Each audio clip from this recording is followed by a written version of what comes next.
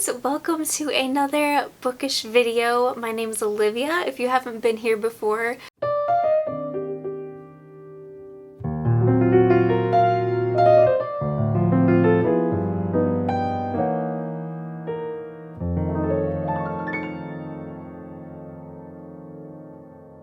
I'm so excited that you decided to stop by. Today we're going to be doing just like a little cozy chill book haul. I wanted to film something today but wasn't up to honestly like planning anything crazy, so I was like, you know what? I've accumulated a lot of winter books lately and who doesn't love a good book haul? So we have some book of the month choices. I have some middle grade, adult, I have some manga graphic novels. I actually have some nonfiction in here, which I will get more into later. But there's definitely a variety of a lot of books in here for all types of readers. So go ahead and grab yourself a cup of hot tea or hot cocoa, hot coffee, whatever hot beverage you like to drink, and let's just get right into it. Some of these books you may have already seen before in my middle grade book recommendation recently that I put out, but I thought I would still mention them here because I did pick them up recently. So let's go ahead and start with A Boy Called Christmas.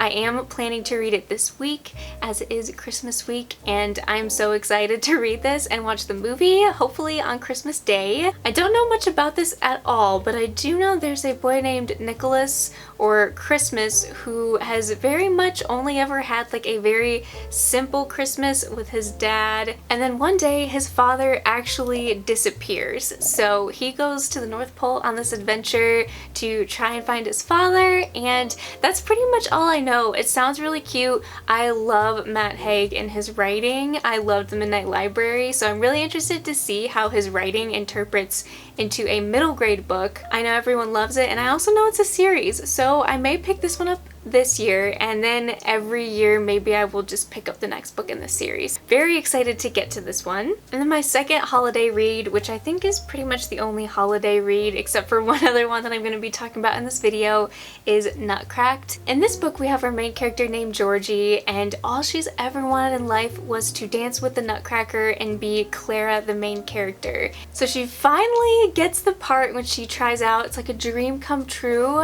and actually, it's quite literal because she ends up dancing with the Nutcracker, literally, and if you know the traditional story of the Nutcracker, I'm sure you can imagine what kind of adventure happens, and everything about the Nutcracker comes to life. So this sounds really, really cute. It's also really short, and I don't hear a lot of people talking about it, so I'm really intrigued by this one. Once again, another book that I'm going to try to get to this Christmas week. And then I have here The Hat Makers by Tamsin Merchant, and this was actually sent to me by Belle from Belle's middle grade, so thank you so much, Belle, for sending me this. Seriously, so kind, but honestly, I am so excited to read this.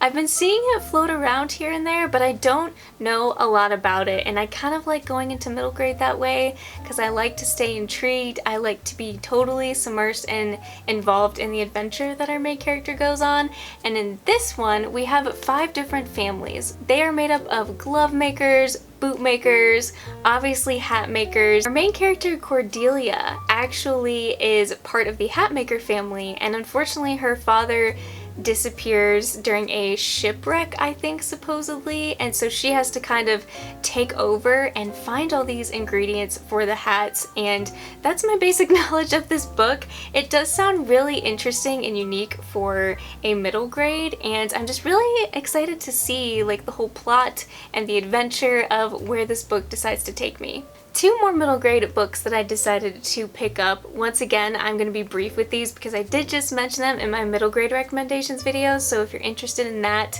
feel free to watch that video as well. But I could not say no to picking up Winter House because look at this cover. Are you kidding me? And also the fact that there's an orphan who discovers a magical library. Seriously perfect. I know that it's a cozy little mystery. It's not long before our main character Elizabeth actually discovers a magical book in this library that leads to a possible mystery that has to do with Northbridge Falls, which is this peculiar person that lives in this orphanage. And so she goes on an adventure, tries to figure out the mystery of this place that she's staying and the weird person that lives there. So I'm very excited about about this one, especially the fact that I do know there is a second book.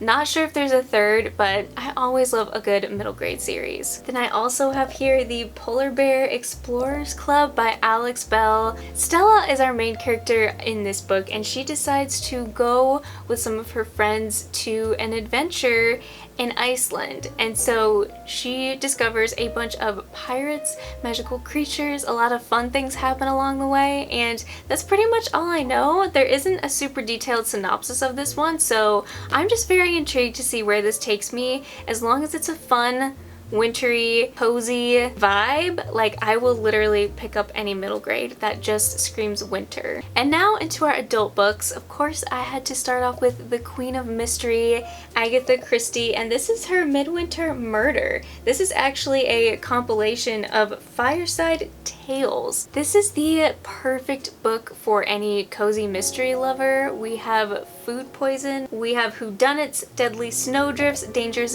gifts.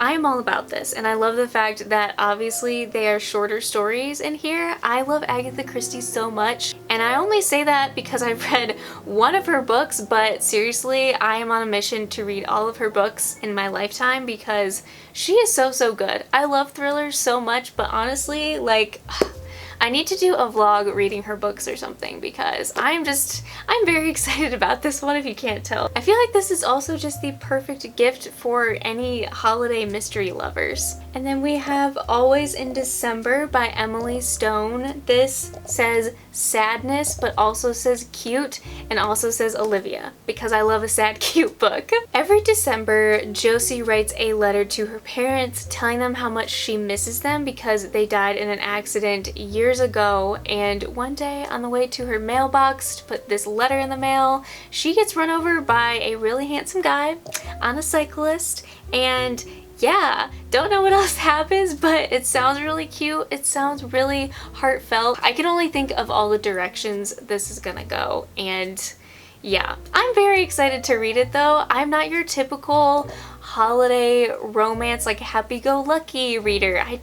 I'm not that type of person, so when I heard this one was a little bit more on the sad or sentimental side, I had to pick it up because I feel like this is one that I would actually enjoy. And then on to my book of the month picks for December, which I could not pick just one. Oh my gosh, you guys, I could not pick just one. I feel like they have such a good list of backlist titles right now, and I had a free credit, so I got 3 books this month. You know, a little Christmas present to myself. The first one I had to pick up was Rock, Paper, Scissors by Alice Feeney. I love what I've read from Alice Feeney so far. She is not afraid to go there, like really go there in her thrillers. They are so good, so well done. Her writing is just so intriguing, and I'm obsessed. I had to pick this new release up from her. The only thing I know about this one is it has to do with a couple that is married, they're not doing so well, and the wife actually wins a free trip to this like cozy chapel slash cabin in the woods type deal. All we know is that someone does not say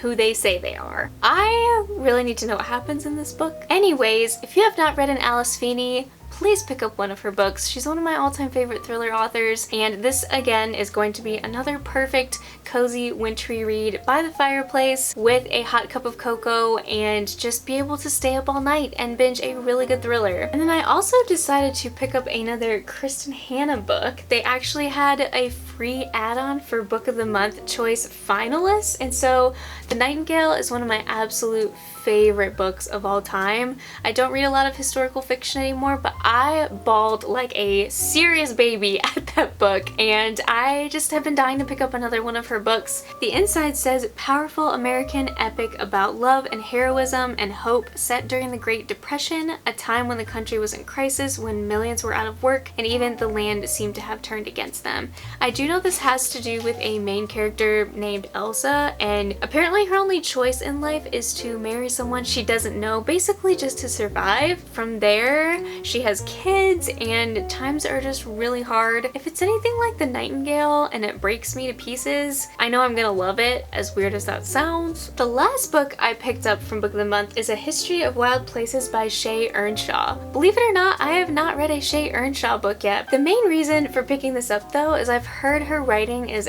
absolutely gorgeous and so atmospheric, and if the writing in a book is really, really good, characters, the plot maybe isn't the greatest, I'll still love the book because I can get super invested in a book just from the writing. In this one though, I know we have Travis, who is actually really good at finding missing people, so he takes upon himself to travel to this kind of isolated small town to try to find out what happened to this local author. Hauntingly beautiful, hypnotic, and bewitching, A History of Wild Places is a story about fairy tales, our fear of the dark, and losing yourself within the wilderness of your mind. Okay, I'm officially sold. I'm hoping this may actually be one of my first reads for the year. Amazon also had a sale recently, buy two get one free, and I couldn't help myself.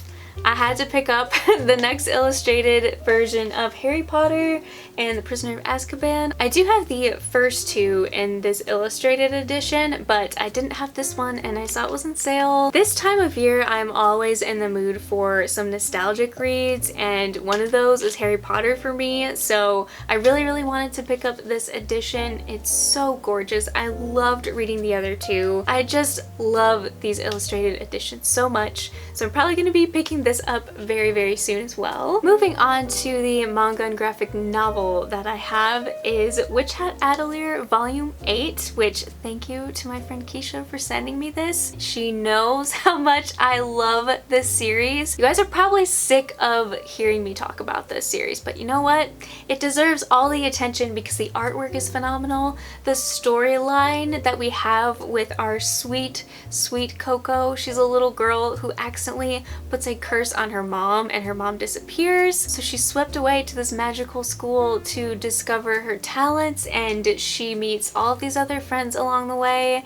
There's definitely some major politics that get involved, even though this is technically a middle grade. I have to stay up to date on these, and I love, love, love this so much. If you love witchy vibes, you're in the mood for middle grade, or you've never picked up manga before in your life, seriously, this is the best, best, best one to start with. And then we have this giant chunker of a graphic novel. This is like 600 pages long, I'm pretty sure. But for obvious reasons, I picked this one up. Looks like a romance. This has been on my radar for a pretty long time, and to be completely honest, the only thing I know about it is it's a coming-of-age story that is a memoir that follows our main character, so I believe it's a little bit more contemporary. I'm really interested to see where the name Blankets comes into play. I am just very, very interested and intrigued in this one, mostly because a lot of other people don't talk about it. I don't know if that's a good thing or a bad thing right now. I'm definitely going to be reading this. It's one of the very few wintry graphic novels that I've seen out there. And to end this video, I actually have 3 nonfiction books that I decided to pick up recently. The first one is The Little Book of Hygge, Danish Secrets to Happy Living. I've actually had my eye on this little guy for a really, really long time. It looks like the perfect coffee side table or comfort read. It is just full of cute and adorable illustrations, and basically it just gets your mind back to the simplicity and the comforts of life. We have topics like food and drink, clothing, home, hygge outside the home, hygge all year round, hygge on the cheap, Christmas, summer hygge, 5 dimensions of hygge. There's just a whole bunch of different cute little, I guess, self-help or like lifestyle tips in here. Our author basically has studied the Danish way of life and what makes people happy, so I feel like this is the perfect book for a bookworm, honestly. All those cozy vibes, and also a really great gift idea too. Before I share these next 2 books, I thought I would preface this by saying I don't know if you all knew I am an entrepreneur, but I own my own photography business, and I'm always looking for like my next business or self-help book, and 2 of them really struck my interest, and I'm hoping to read these like first thing in the new year or early next year. The first one is by Christy Wright. It's called Take Back Your Time, The Guilt-Free Guide to Life Balance. And I'm just going to be completely transparent here by saying this past year, coming off of COVID, was so dang hard.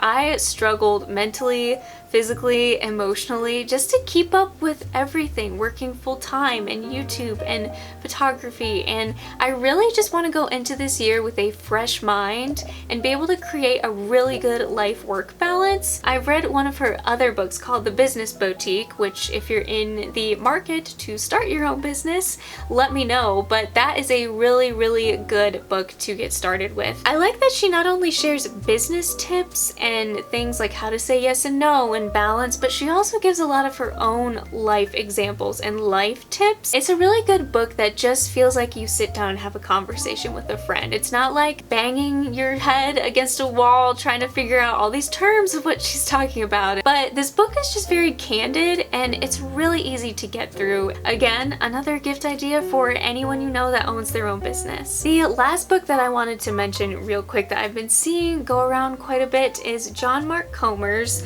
The Ruthless Elimination of Hurry. Once again, a book that I feel like is going to make me slow down, savor my time, and figure out how I want to spend it valuably. The back actually says how to stay emotionally healthy and spiritually alive in the chaos of the modern world. As you can see, there is a theme here that I am trying to accomplish this upcoming year. That's just to slow down and really value my time, learn how to say no to people. I know a lot of us struggle with that, so these two books will hopefully get me on the right track to doing that this year. Well friends, I think that is it for this little cozy book haul. Thanks so much for hanging out with me, talking about some books, some new releases, even some books that I'm planning to pick up in the new year, which I hope to go a little bit more in detail about later. Even if some of these books were not new to you, maybe I could convince you to remind you to pick up one of these. Thank you so much for watching this video. I love you guys so much and always, always, always